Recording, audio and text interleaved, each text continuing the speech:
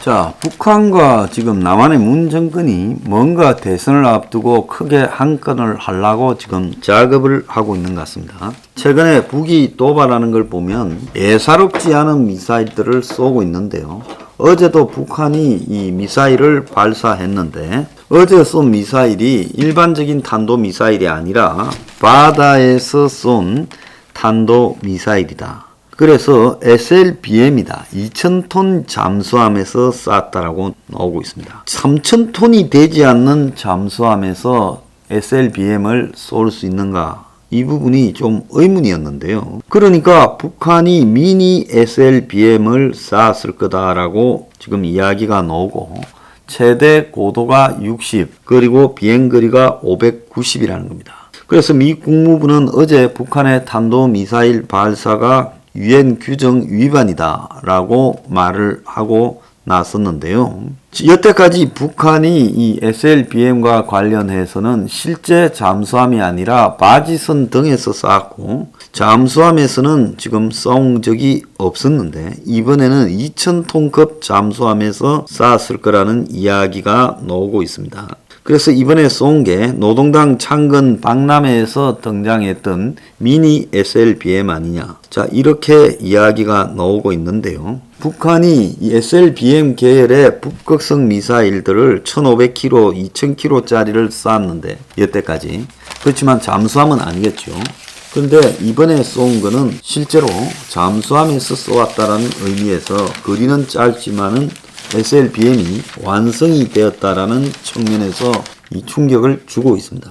자, 그런데 중요한 것은 북한이 SLBM을 성공했다라는 것과 지금 앞으로 대선을 앞두고 북한이 쇼를 할 거라는 것과 어떻게 매치되는가 하면 북한이 미국을 향해서 온갖 형태의 지금 미사일 발사를 하고 있죠. 무슨 순항 미사일부터 열차 발사부터 지금까지 보지 못했던 또 극초음속 발사체까지도 쏘고 했는데 그런데 그런 것보다 더 충격적인 것은 북한이 SLBM을 실제로 잠수함에서 발사하는데 성공했다는 게 훨씬 더 충격적이죠. 왜 그런가 하니 잠수함은 적에게 들키지 않고 물밑에서 가게 될 때 지금 사실상 무방비로 당할 수 있다는 겁니다. 지금 사드 발사대가 성주에 있지만은 이 성주 발사대는 북쪽을 향해 가 있어요.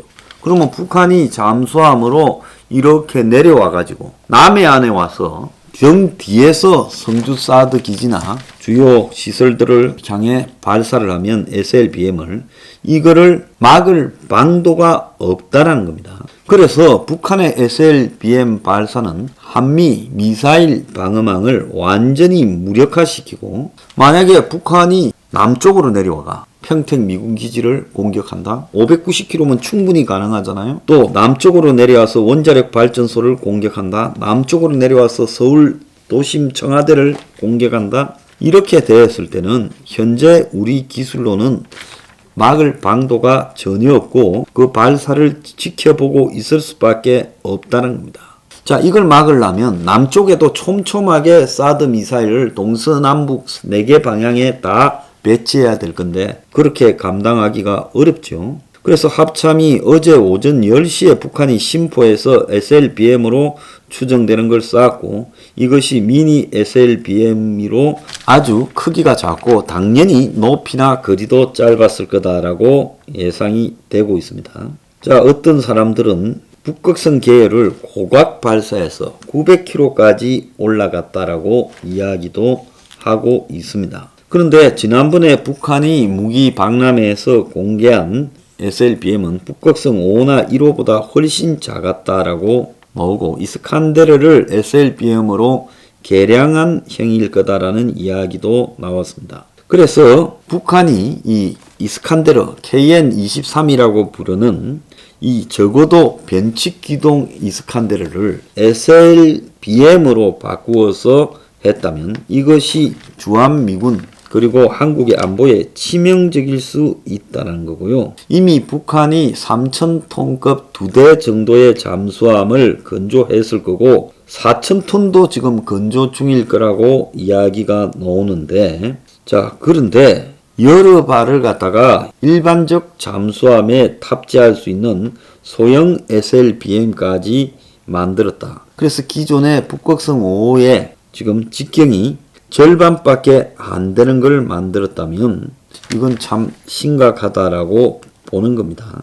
그래서 크기가 아주 작은 거니까 지금 작은 잠수함에서도 발사가 되었을 거다. 자, 그렇다면 북한이 지금 3,000톤, 4,000톤 한 서너 대 이런 정도에서만 감시하면 될 건데 지금 이게 만약에 가능하다면 앞으로 북한의 모든 잠수함에서 온 사방에서 날아올 수 있다라는 의미가 되기 때문에 북한이 잠수함 왕국이다라고도 불립니다. 북한의 해군 병력만 6만 명에다가 잠수함이 70척인 나라예요. 그래서 먹을 것, 입을 것도 제대로 없는 나라가 일본이 잠수함 16척인데 자, 북한이 잠수함이 이렇게 많다는 겁니다. 그런데 북한의 잠수함이 한 70척에서 80척까지 제가 볼 땐 80척쯤 될 거라 봅니다. 근데 그 중에 50척은 잠수정인 부분인데 그런데 실제로 한 30대 정도는 실제 잠수함일 거라고 보입니다. 그래서 이런 잠수함 전부에 미니 SLBM을 가지고 주한미군 기지 또 일본에 있는 7개의 미군 후방기지, 유엔사령부 후방기지 등을 동시다발로 교란하는 미사일을 쏘게 되면 요격 자체가 불가능할 뿐만 아니라 굉장히 곤혹스러운 상황에 도달하게 되죠. 그래서 북한이 이런 걸 쏜 거는 우리가 가지고 있는 기술이 이렇게 뛰어나니까 너네들이 우리하고 대결하지 말고 협상에 빨리 나와서 어지간하면 우리 이야기를 들어달라 이 이야기입니다. 그런데 어제 북한이 미사일을 쏜 날 한미일 3국의 정보수장이 서울에서 회동을 했죠. 또 이와는 별도로 워싱턴에서는 3국의 한미일 대북협상 대표들이 모여서 회의를 했습니다. 그래서 성김이 지금 미국 대표로 나왔고 한국에는 노규덕 한반도 평화교섭 본부장이 갔죠. 그래서 북한이 이걸 맞춰서 한국에서도 이벤트가 있고 3국 정보수장이 그리고 미국 워싱턴에서도 북한 평화협상 대표들이 모임을 하니까 그걸 맞춰서 쐈다.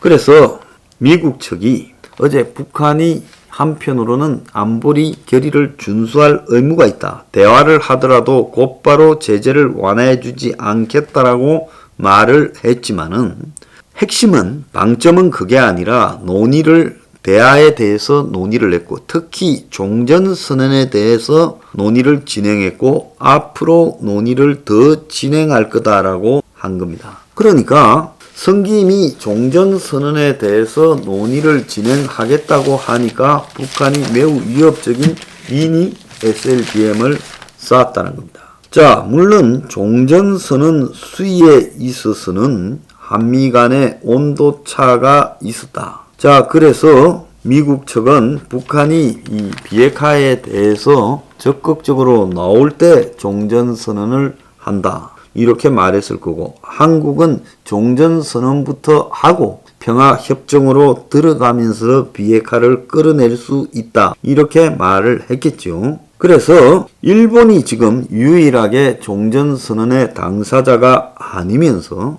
종전선언의 가장 큰 우려를 표명하고 있기 때문에 한국의 이 본부장이 평화교섭 본부장이 일본의 외무성 아시아 대양주 국장이 이 북한 대표인데 북한 협상 대표인데 이 사람을 만나가지고 미리 이야기를 하고 한미일 3자 대표가 만났다고 이야기가 나오고 있습니다.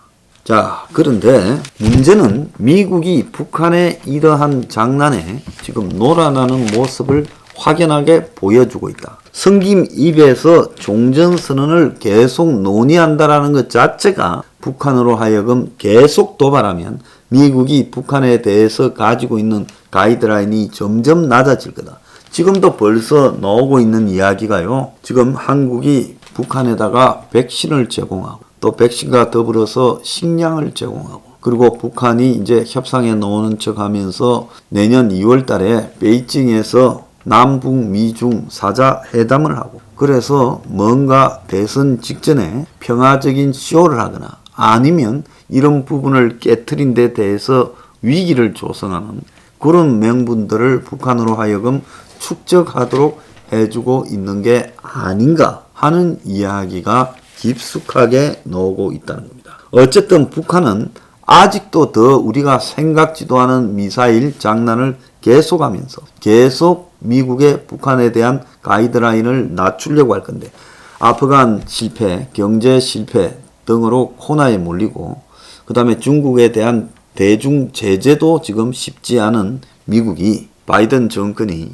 이제 북한하고의 관계를 가지고 실마리를 열면서 뭔가 성과로 만들려고 하는 경향이 있지 않겠나를 지금 한국이 북측과 이야기한 다음에 탐지하고 있던데 하필이면 미국이 종전선언을 논의한다고 말을 해주고 북한이 그걸 듣고도 SLBM을 발사하고 미국은 대북 결의를 위반했다면서 제재도 안 하고 그래서 이것이 북한으로 하여금 자기들이 가는 방향이 옳은 것처럼 느껴지게 만들어가고 있다. 좀 심각하다고 보고 있습니다.